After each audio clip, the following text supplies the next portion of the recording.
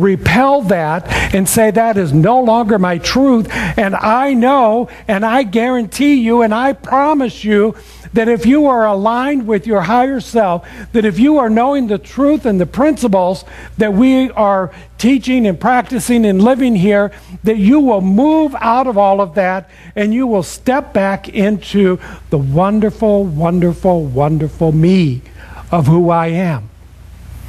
Doesn't that feel good? Do that again. Wonderful me, wonderful me, wonderful me. Yes. And you are. You should stand up here someday and see how wonderful you all look. This is a beautiful experience to look at one another and say how wonderful you are, how beautiful you are, how magnificent you are, how just extraordinary glitter you are. Reverend Beverly just always sparkles. She just sparkles.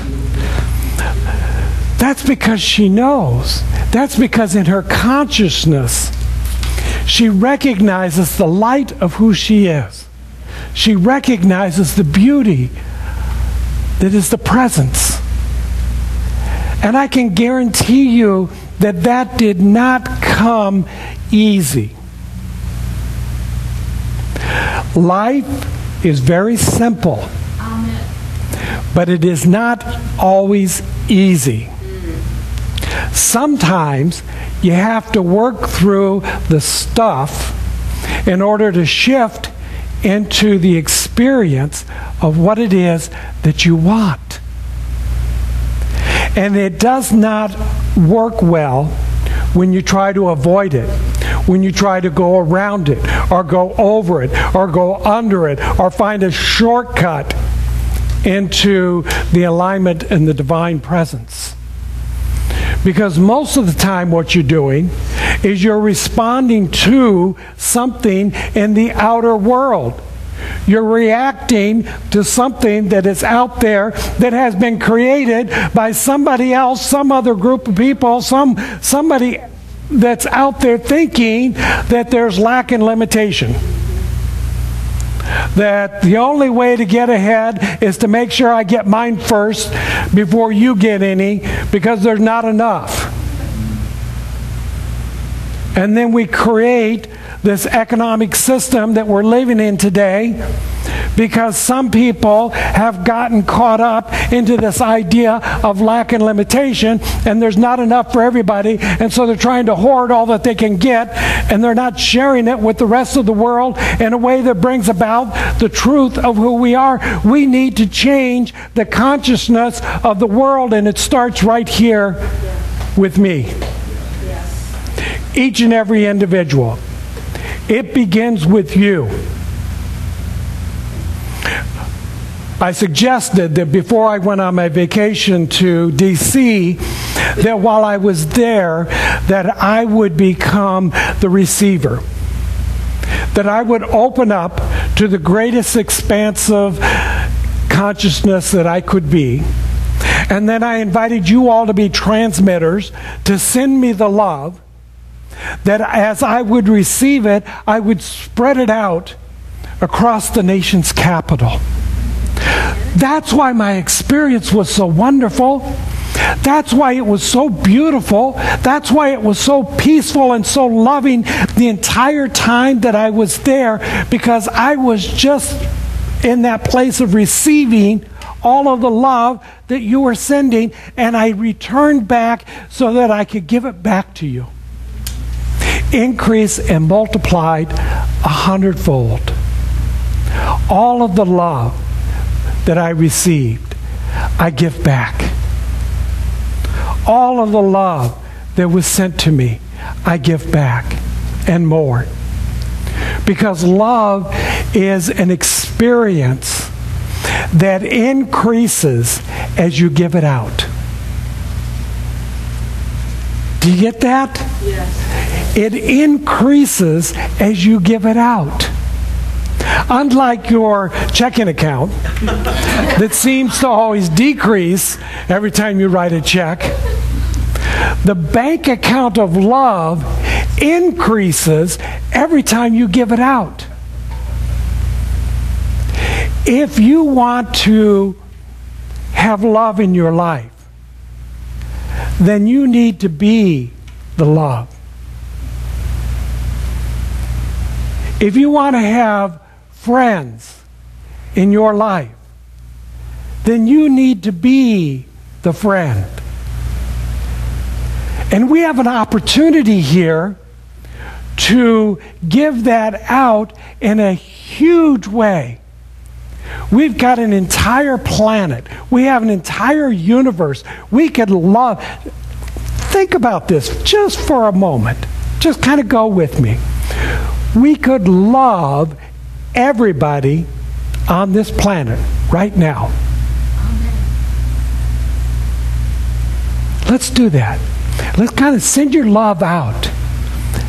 Everybody on this planet, we're going to send them love. Don't go there. Don't have that negative thought. Don't separate them from everybody else. Everybody. Send love to everybody. I don't care what they've done. I don't care who they are. I don't care where they've been. Send love to everybody. As you do that, you are creating a vibration of love.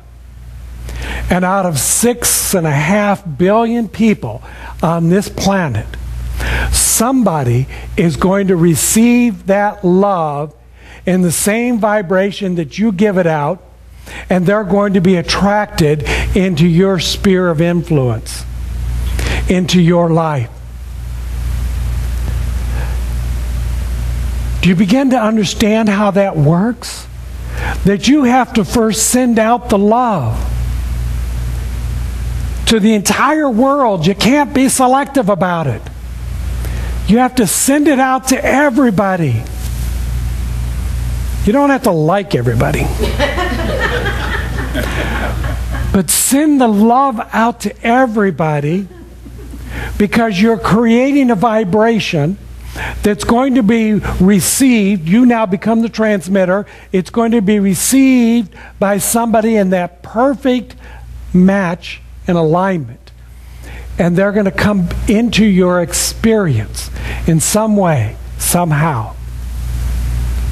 This works with everything in the world. So you want some money, you want some prosperity, then you have to begin to, in the mental atmosphere, I'm not telling you to empty out your bank account.